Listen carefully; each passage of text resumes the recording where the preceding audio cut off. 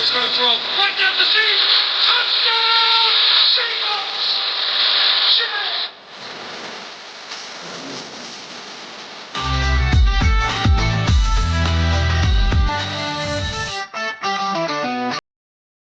Welcome in, everybody. This, of course, is Hawk Talk. Happy Blue Friday to you. And, of course, it is a rainy day here in the Pacific Northwest.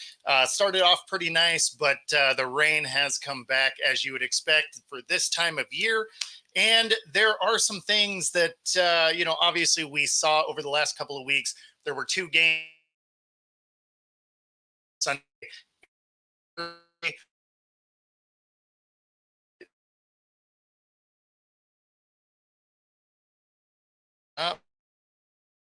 A little we're going to touch base on the Giants game and the Niners game before we start to look at going to Atlanta this weekend, and of course, getting to some of the questions that have been asked over the last week and a half. That being said, if you're watching here on YouTube, be sure to like and subscribe. Once we hit the 500 mark, we're going to give away one of the Tyler Lockett signature cards. So be sure to like and subscribe the channel. Definitely helps us continue bringing the products to you. If you are on Roku, definitely take a look at our YouTube as well. It's just at football-talk. So easy to find. And, give us a like and a subscribe because, again, that would make you eligible for this giveaway. Also does help us continue bringing content your way. All right. So first off, we're going to take a look at this Giants game. I understand it was 2 games ago, but those 2 games were played, just a few days apart. And all right. Thanks for joining us. We were a couple minutes late.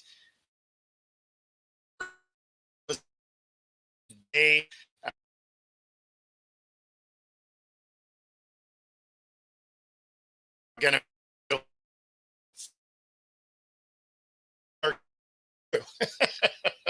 all right. So, one of the was a major concern was third down conversions.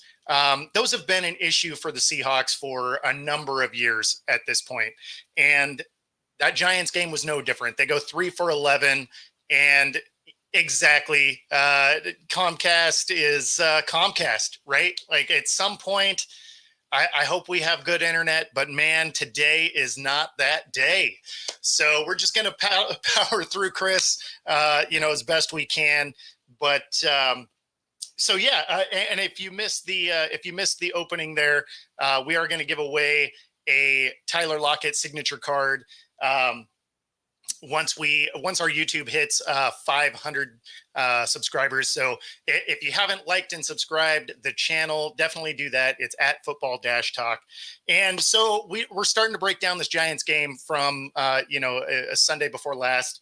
And third down conversions continue to be a problem for Seattle, going 3 of 11. And on defense, they just couldn't get off the field on third down, going 7 for 16 in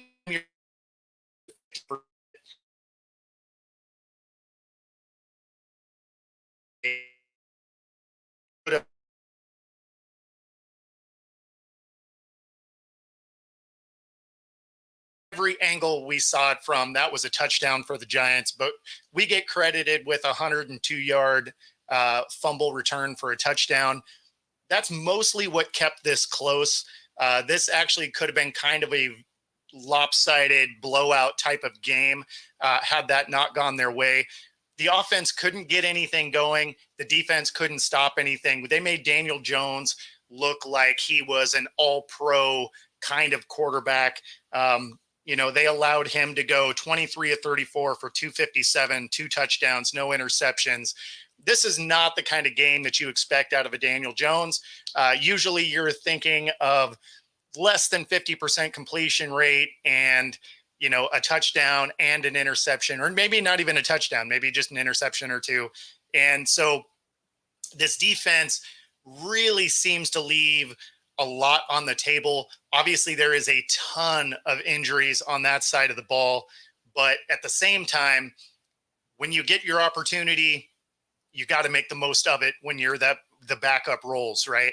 And obviously that has continued to go downhill as, of course, this game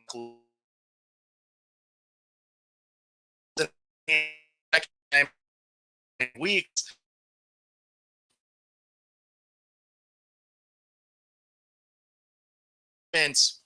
where you can feel good about the fact that he hasn't had the after the play personal foul type things. They seem to have kind of rolled some of that back. He hasn't had the after the play issues, but now he's having during the play issues.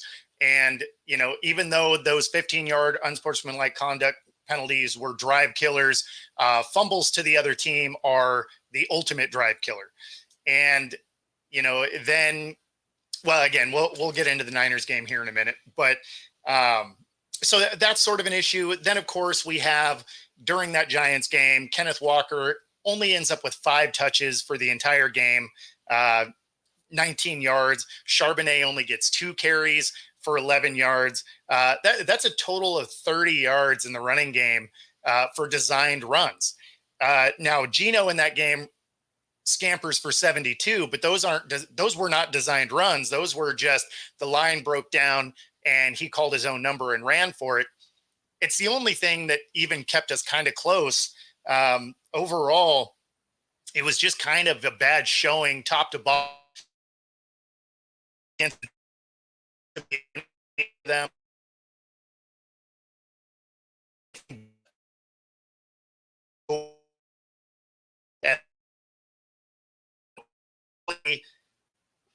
They just kind of burned that tape and moved on. And then, of course, you know, you go on a short week going against the Niners. Now, DK doesn't fumble in this game, but he has something equally concerning that led to one of the turnovers. And one of them was this ball, you know, Geno's under duress. He throws this ball, it's underthrown. DK actually slows down enough that he could have made a play on this ball, but instead he was waiting for it for a basket catch on his hip instead of going back and high pointing the ball. Naturally, this is a turnover because defenders exist, right? And as a defensive, you know, either as a safety or really just safety, corner, linebacker, they always tell you to high point the ball, right? Because they're not throwing it to you. So they're telling you to go attack the thing. This is where DK really needed to at least try and play defense on the ball. Now, he was so much bigger than the corner that was coming over that he easily could have got this ball, but instead it ends up being a turnover. One of the 3 during the day. It's hard to turn over the ball over. Hard to turn the ball over 3 times and win, especially when you're not creating any on defense. So after that,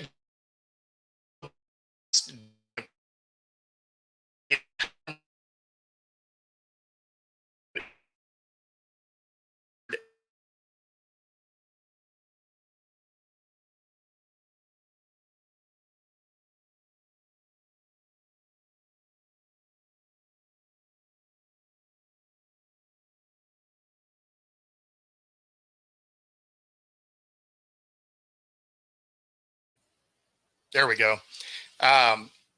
You know, he took ownership of the fact that the running game just was not heavily involved, and he goes in and says, "Hey, that's on me. We got to run the ball more. We got to get Walker and Charbonnet more involved," and that all sounded great.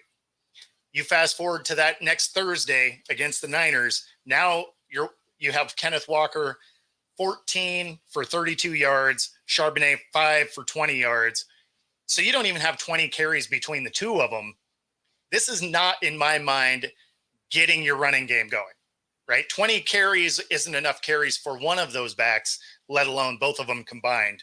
That was a total of 52 yards the entire day in the running game for the Seahawks.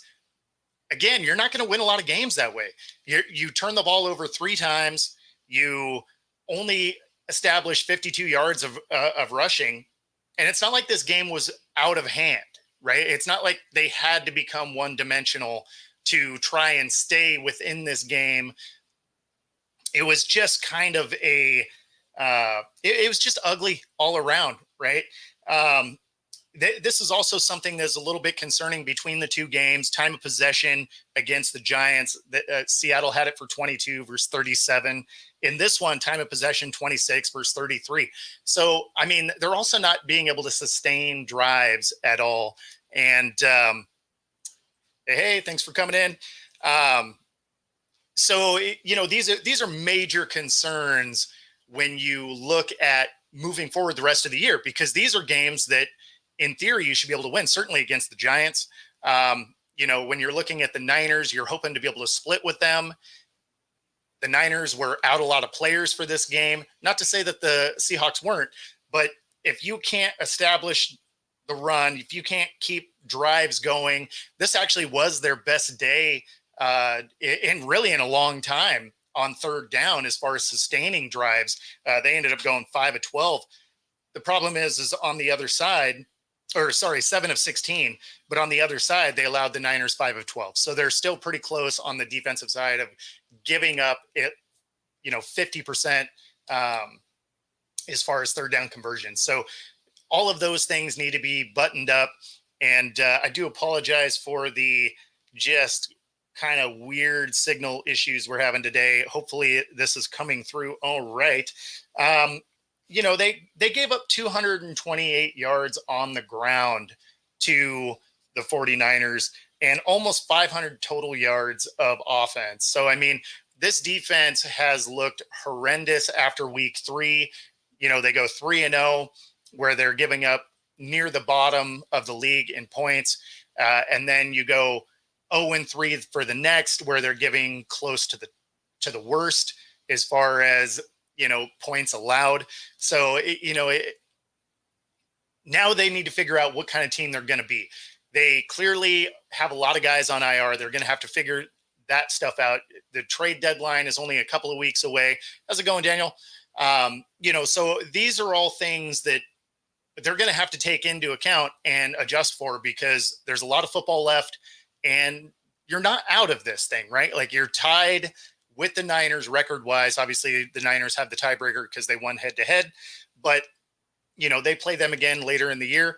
But the biggest question mark here is they're giving up so many yards. They're giving up so many rushing yards, specifically. They're giving up points, and they haven't hit the hardest part of their schedule yet. So, especially because they play the NFC North closing out the season. I mean, it's 4 of their last 5 games that are the North, or 3 of the last 4 games, I should say, are all against the NFC North, which have shown to be formidable. You have the Vikings that are 5-0. You have the Lions that are 4-1. That obviously is going to be a fantastic game on Sunday. But you have the Bears and Green Bay that are playing significantly better than they have over the last couple of years. So, I mean, that entire division is going to be a tough out. And if this is the kind of defense that we're seeing out of the Seahawks, it's worrisome. All of a sudden, those predictions from analysts before the season started of only being a 4 or 5 win team, all of a sudden becomes a realistic thought when you are looking at how this defense is playing currently. And so that is one of the things that, hopefully they can get turned around.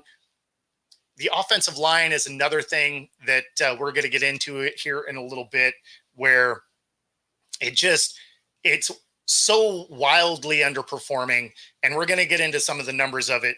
And from what you see on the screen versus the numbers that you watch, and we're watching an ugly product on screen, then when you see the numbers, it really lets you know kind of how bad this offensive line is performing.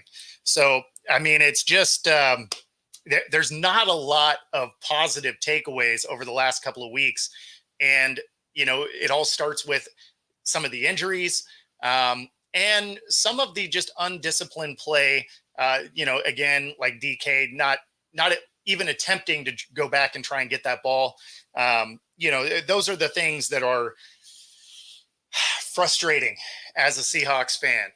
Honestly, as an analyst as well, it's frustrating because some of these things are just fundamental football where, if the ball's underthrown, as a receiver, it is your job to become the defender and try and keep that ball from being picked off, or at least fight for the ball. I mean, you were in DK's instance, he is bigger, faster, stronger than the corner that was coming over the top. There's no reason that he should be sitting back trying to basket catch that when he could have planted his foot, tried to high point that ball, probably gets that catch instead of it being a turnover.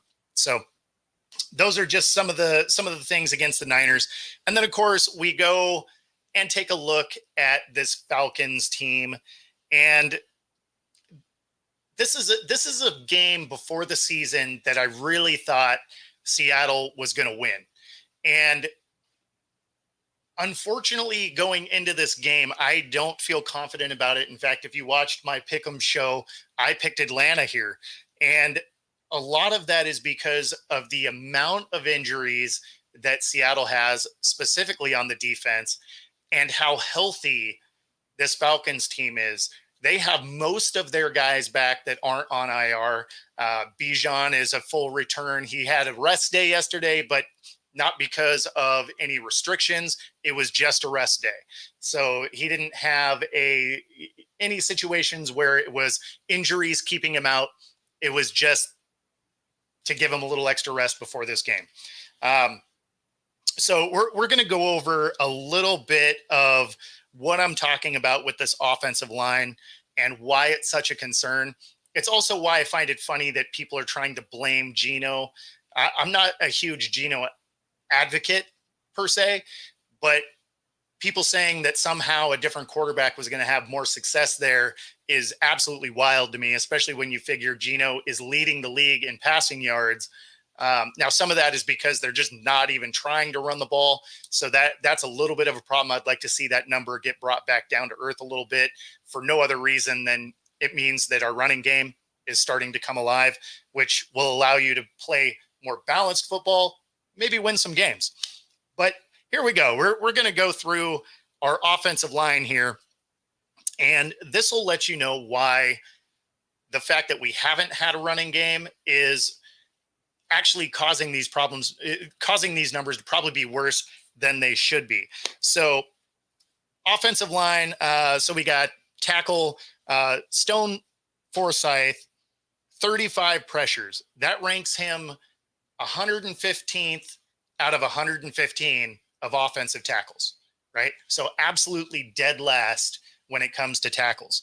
So then when you look at the other tackle on the field, we have Charles Cross, right?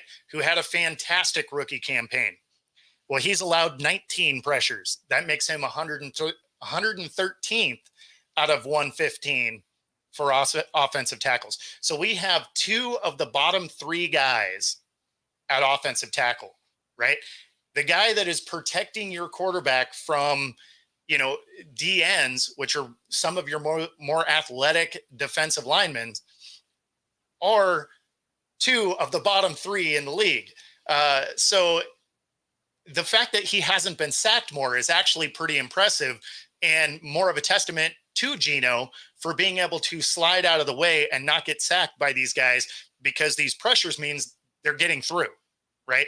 So this is Geno moving around in order not to collect the sack, because these guys are getting past both of these offensive tackles. So if that wasn't bad enough, makes you think, okay, well, maybe the guards are good, right? So in theory, if the guards are good, they should be able to open some gaps, and the running game should, in theory, be able to get going. Now, they're not calling running plays all that much. Again, when you have less than 20 between both of your guys, of Charbonnet and Walker, you're not exactly, really testing the middle of a defense. They don't really even have to respect the fact that you can run. And we'll explain during the questions at the end of the show.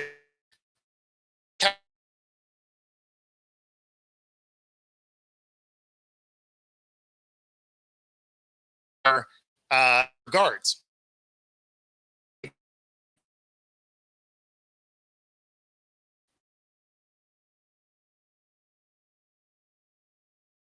I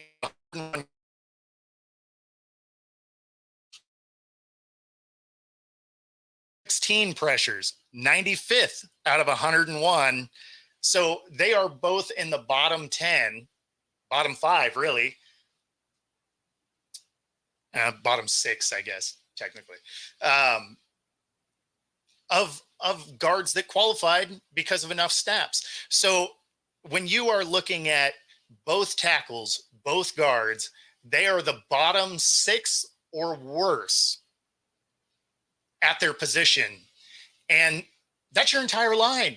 The only one they didn't rank here was their center. And I think it's only because we've had a couple of centers during this game. During this season already. So we may not have had enough snaps for them to accurately rank them. But when you figure both guards, both tackles are 6th worst or worse, it doesn't inspire a lot of confidence. I don't know how you bury Geno when you have that kind of effort up in front of him.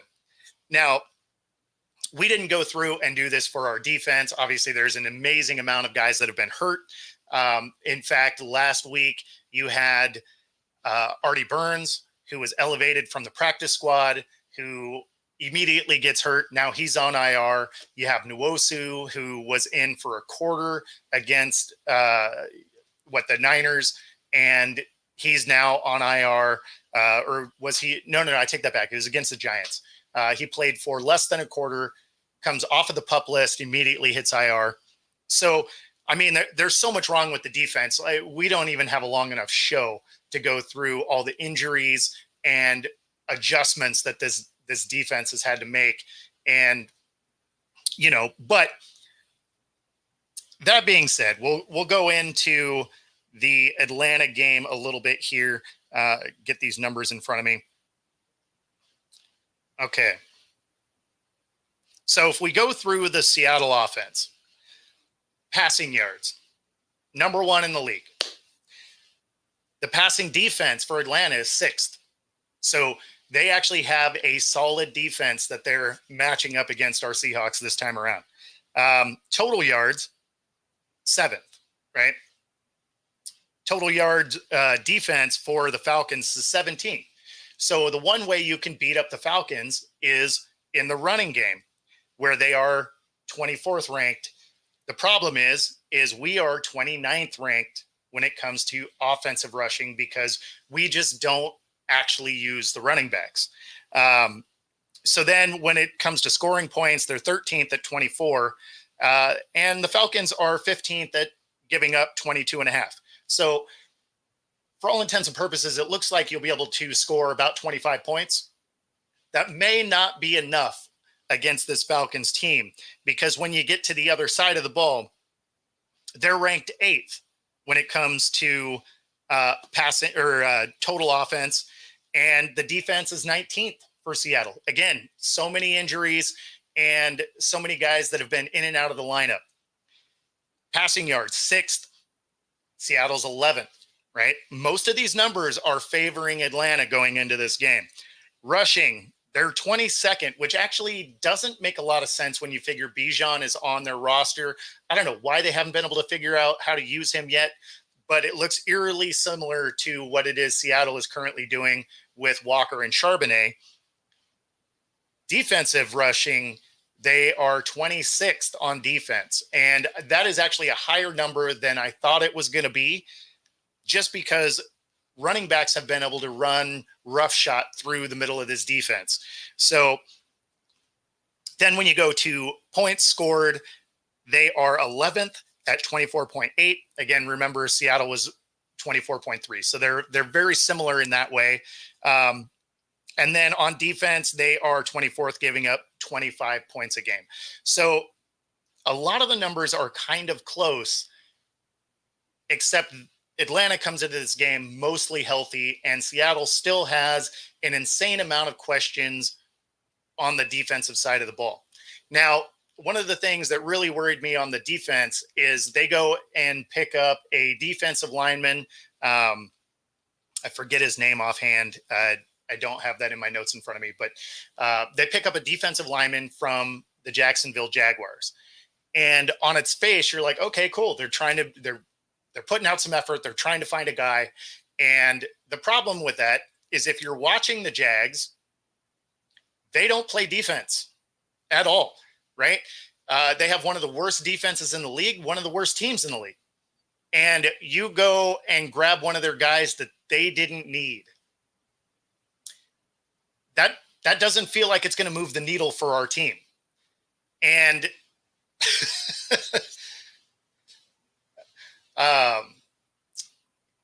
yeah, I mean, so you look at this Jacksonville team where their defense is ranked so low.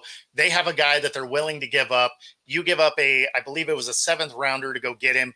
Now, will it help? Maybe, right? Because I mean, at this point, you've been using guys off your practice squad. This guy is at least on an active roster, I suppose. But at the same time, if it's a guy that a team that doesn't play defense doesn't need, I can't imagine it's going to be a huge upgrade from what it is you have. Gino over 11.5. Was that 11.5 rushing yards? Is that what that is supposed to be there? If that's the case, I would take the over as well. So then we get into some of the questions, and the first one here is, how do I grade the team on the early performance? And it is 2 different grades. So when you're looking at the first 3 weeks, I would have given them a B+. They were beating up on bad teams, but you can only beat the teams that are on your schedule, right? We didn't see anything that was overly impressive, but they were able to take care of the ball and grind out some wins. You get into the next 3 weeks, and they were finding ways to lose games. It became very sloppy football, kind of undisciplined, guys out of position. So all of a sudden, that grade that was a B+, you mirror that with the D- that would have been the last 3 weeks. Because again, some of these scores actually should have been worse than they were. I give them like a C- so far on this season. And obviously some of that is directed because of injuries, and these units just aren't complete. But there's no excuse for this offensive line. Now, I understand Abraham Lucas is on IR or PUP list, but he has been all year. So it's not like it was, they were planning on him and, he got hurt and he's out of the lineup. He hasn't taken an active snap all year. So this is the line that they assembled. And that is unfortunate. Because again, when we were talking about it a minute ago, they are bottom 6th or worse at their positions, all 4 of them actively. So, that is a real problem. So I would give the Seattle team as it sits today kind of a C-. And, again, it comes down to execution. The roster looks like it should be decent, but they are underperforming. They're not unique in that way. You look at Dallas, very similar.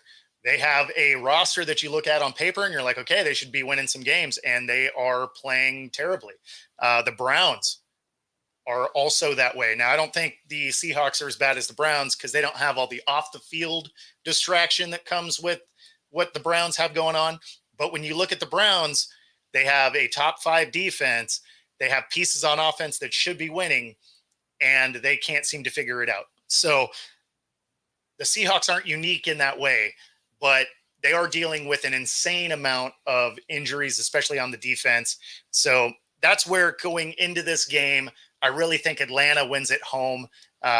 Unfortunately, it does look like Seattle is going to, continue to skid and drop a 4th game over there in the Eastern time zone. Not something I'm excited about. And definitely one of those situations where I hope I'm wrong. Okay, so what do I think of Grubb saying it was on me and then not getting the run game going?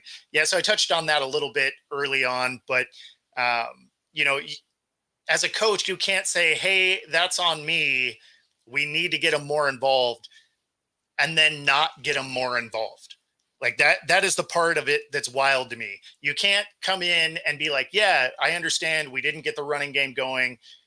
That's on me as the offensive coordinator. We got to get this to happen. And then in the same instance, 4 days later, do nothing about it.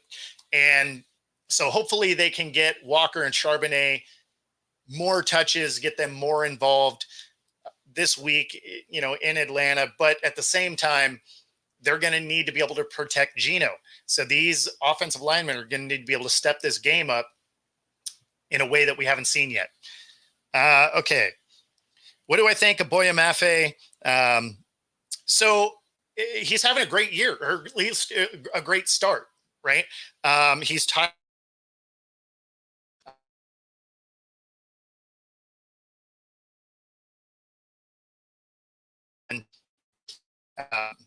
Miss the Lions, but at 20, what we're seeing out of Mafe has been fantastic. Hopefully he can kind of keep that going, and our defense can kind of come on around him. Having guys like Nwosu go down and then be, on IR, Artie Burns, elevated and then immediately out. All of those things definitely hurt this team on the defensive side of the ball. But even when they were healthy, they had a real tough time stopping the run against the Patriots, right? The Patriots looked like they were able to run anywhere they wanted. They're still really struggling in the linebacker core to be able to stay with tight ends. Tight ends are open kind of all day. So as much as I like Mafe, what he's doing individually, we really need the other pieces around him to kind of galvanize with him to get this defense where it needs to be. Otherwise, it's going to be a kind of a frustrating year, because you can see moments where they're really good at the same time.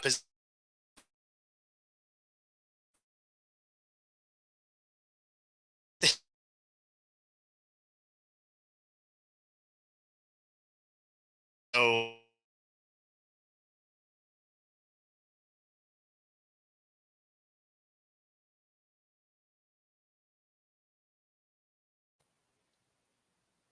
it doesn't make sense to trade him. It was, when you're looking at bang for the buck, he's one of the cheapest starters out there that isn't on a rookie contract, right? So he's one of the cheapest guys, and at the same time, one of the most efficient and effective guys. Now, he did have a couple of picks. One of them I don't really credit him with, but it goes against his numbers. So I don't know why you would trade Geno unless you just have this irrational Geno hate, which there's plenty of those. A good friend of mine is absolutely in that mix. He's sort of a anybody but Geno. Like, he wanted Sam Howell, he wanted Drew Lock. If they could resurrect somebody out of the booth, he'd probably take him over Geno. So, I mean, some of these are just irrational hate for the guy that's completely unfounded, because when you look at how much they're paying him, which is, just shy of 30 mil, as I recall. Most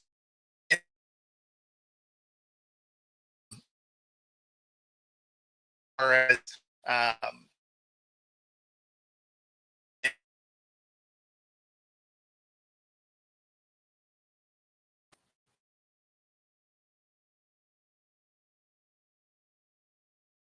lot of sense. Trading him, you're not going to get anything that betters your situation. It's not like Sam Howell's the answer.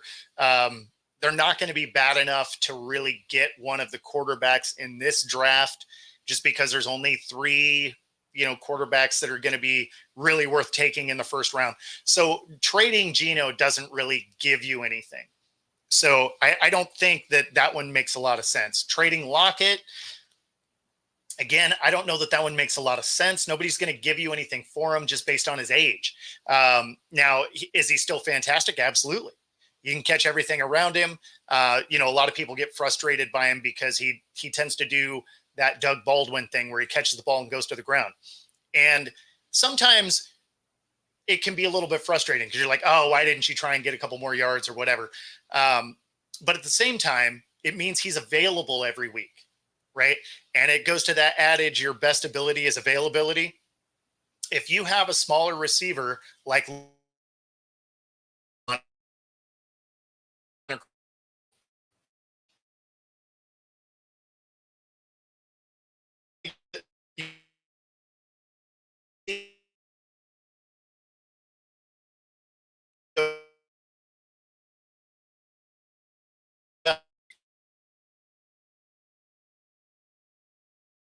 an ice bath, and then he's probably not practicing the first 2 days of the week, maybe 3 days of the week. You're hoping that he's 100% for that following Sunday. So, do you not like seeing him not get one more yard? Okay, I guess I can get behind that. But do you want him to still be able to play next week? Because that's the real question. Because Lockett again is not a huge guy. So if he has a guy that has 40 plus pounds on him that gets to tee off because he's coming across the middle, yeah, maybe that guy gets a penalty, but you may lose Lockett for multiple weeks. So the only time I don't like it is if it's a third down, fight for the first down, right? Which honestly he generally does. But that's the only time where it would become frustrating. It's like, okay, well, you need that extra yard to be able to move the chains and you didn't go get it. Yeah, that's one thing. But yeah, it trade and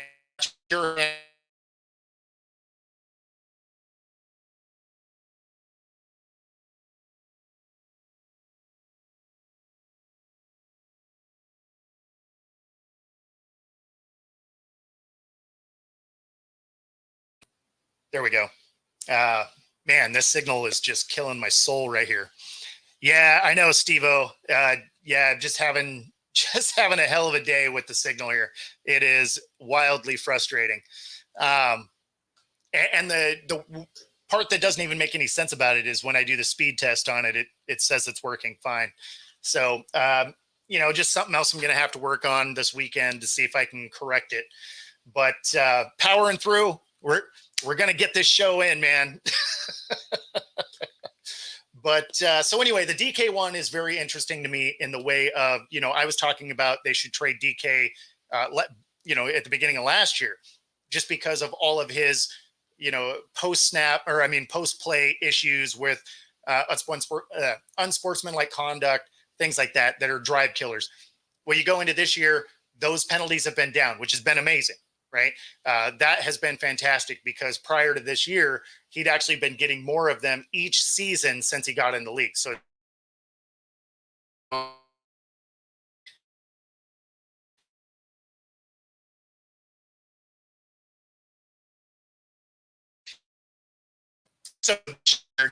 and a couple of fumbles.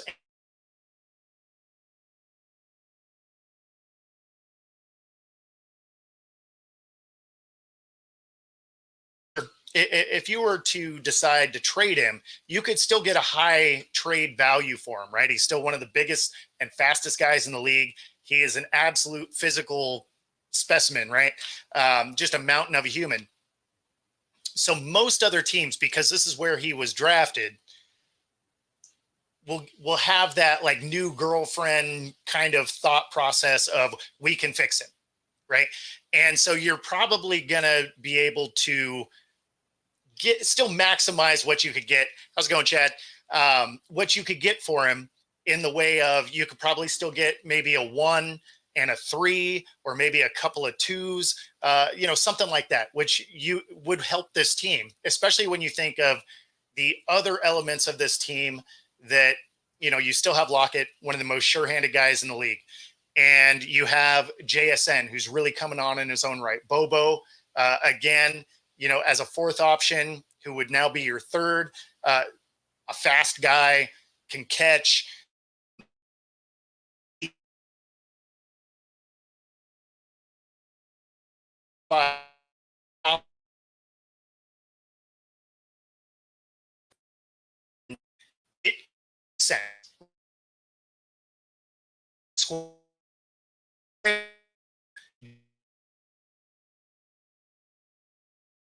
For him to get downfield because the one thing DK doesn't have is a fantastic route tree. He can run a couple of times, but not a great route tree. Yeah, so Steve-O, a number one would be a stretch for him. The right team might do that. But you could probably get a 2, certainly a couple of 3s that have escalators depending on yardage. One thing to keep in mind is he is a, he is a 1,000-yard consistent receiver in that way. So some team would want that because, again, they think they'd be able to fix him. So DK is the one of those 3 players that I think actually has legitimate trade value. The other ones really kind of don't. Hey, no problem, Rob.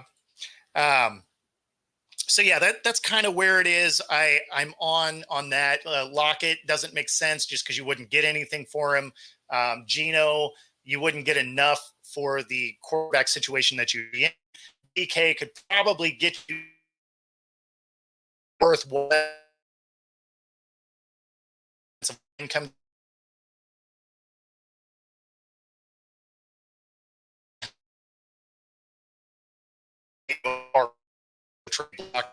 If in return, like they'd have to overpay for any one of these, is certainly for DK. Yeah, the Chargers could definitely use him there, Steve-O. And yeah, Rob, I think of those 3 guys, DK is the most likely. Also the one that probably makes the most sense if you were trying to trade.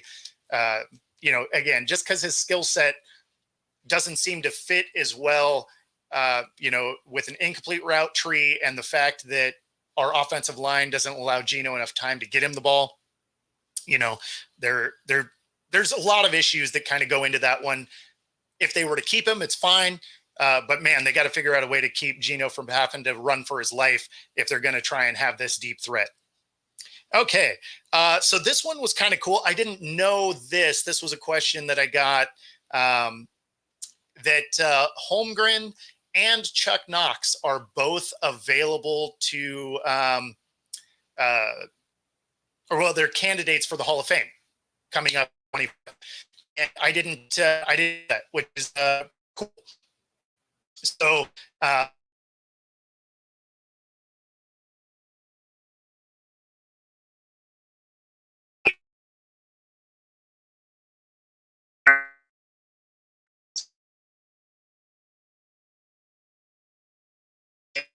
do a Super Bowl here. And so I would bet money that Holmgren gets in. Chuck Knox getting nominated this time around is pretty cool.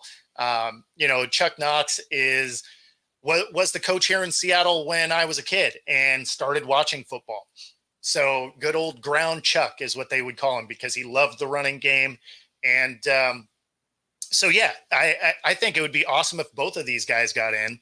But, it's I think Holmgren gets in before Chuck Knox, and only because he had significantly more success.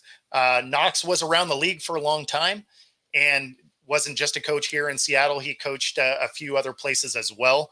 But I would like to see both of these guys able to get in. But as it sits, if it was going to be one or the other, I would bet Holmgren gets in first.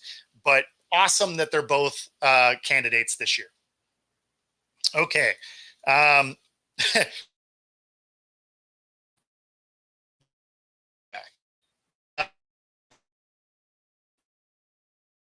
Is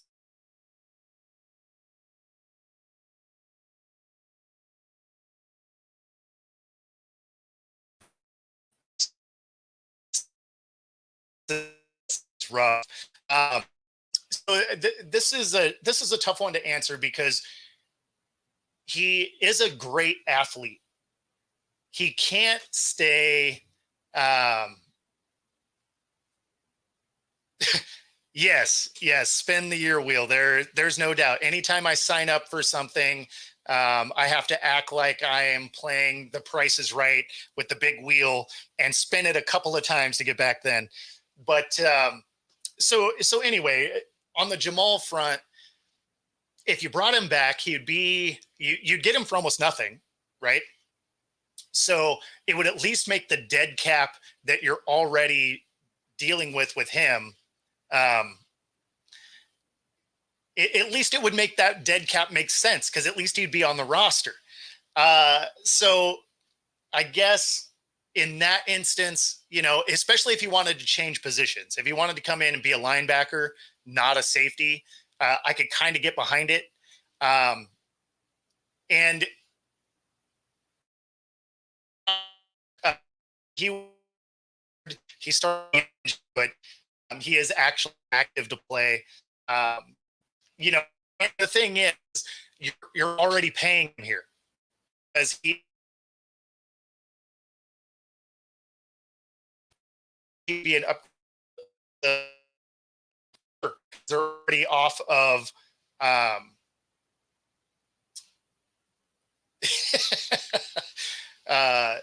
Yeah, he has to go to a winning team. Well, a winning team has to want him. So we're technically not a losing team yet, 3-3. But if you brought him back as a linebacker, his ability to pass rush is actually fantastic, right? And do I think he would make it through the season? Probably not. But you're already paying him on this roster because of his dead cap. So, it would. In that way, it would make sense. Do I think he would make it through the end of the season? Absolutely not, because we haven't seen him be able to do that yet.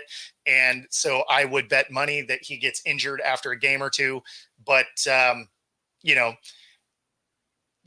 mean, that's the thing is do exactly this. Do I think he would get hurt? I do. Would I bring him back if I was a GM? Probably not.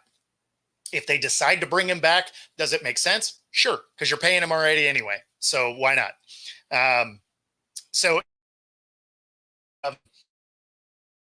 Backfield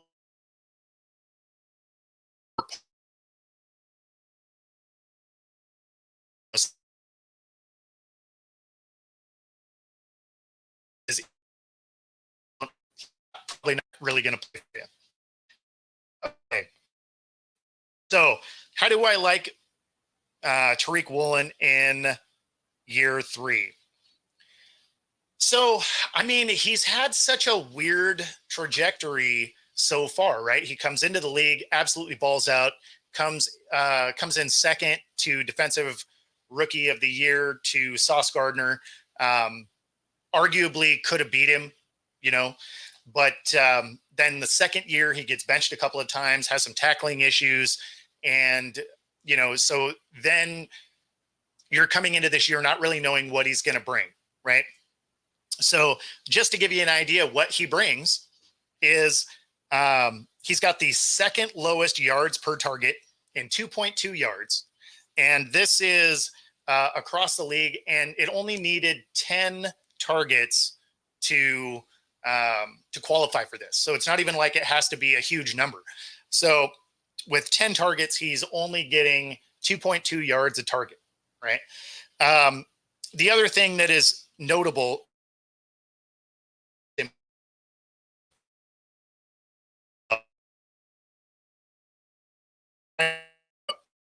is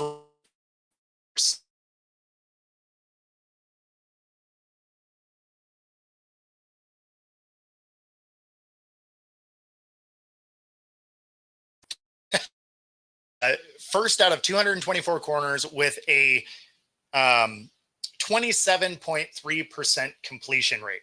So Tariq in year 3 has been fantastic. Hopefully he can stay on the field. He has also been a little bit banged up during this season, which is why Artie Burns was able to, get the start for, 5 minutes. But so these are all things that make me feel good about what Woolen has had. Obviously, Witherspoon has been fantastic. So at least we have both our corners back on the field. And, it's really just the interior of the offensive line, the linebacking core, offensive line. The trenches is what will define this Seahawks team. And, unfortunately, the definition so far hasn't been fantastic. So we'll just have to wait and see. I do think that they end up dropping this game to Atlanta, though. So we got, all right, what is more likely, lose 5 straight or McDonald Peterson fired and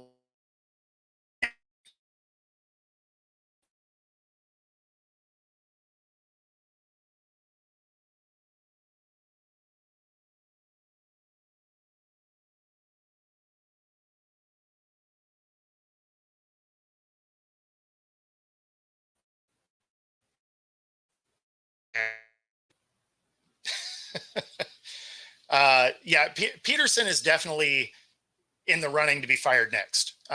If they happen to lose this game, I believe they're playing the Patriots. I don't know how you keep him around, especially because the coaching firing has already started, right? This is definitely one of those where if no one had been fired yet, then I wouldn't think that he would. But now that we have Saleh already fired, most owners don't want to be the first one to fire a coach, right? But once someone has, then the dominoes start to fall because nobody remembers who was fired second, right? They're just like, oh yeah, this is the first person that was fired, and then a bunch of people got fired this year, right? Because you end up with somewhere between 3 and 5 coaches fired every year anyway. So everybody pays attention to the first one that was fired and then kind of the last one.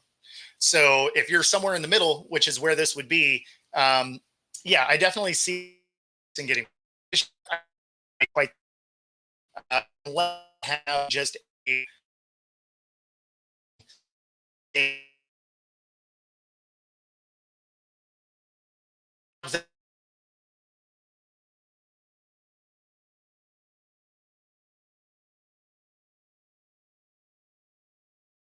so that could definitely be the thing, especially because this is a owner that has a soccer team over there, has a contract with multiple games to be played in, in London every year. And so if he gets embarrassed in front of his buddies, it could be a very similar situation to Saleh where he gets fired, just as a knee jerk reaction. Yeah. So the other one I'm kind of thinking is really getting not enough talk that probably does get fired this year is Dennis Allen probably finally gets fired this year. I thought he was going to get fired last year, but I think this could be the year. McCarthy obviously isn't going to get brought back. Do I think he gets fired before the end of the season? If he has another embarrassing showing like they did this last week, maybe, but tough to say. And yeah, McDonald, I didn't even entertain that part. He's not going to get that. Yeah.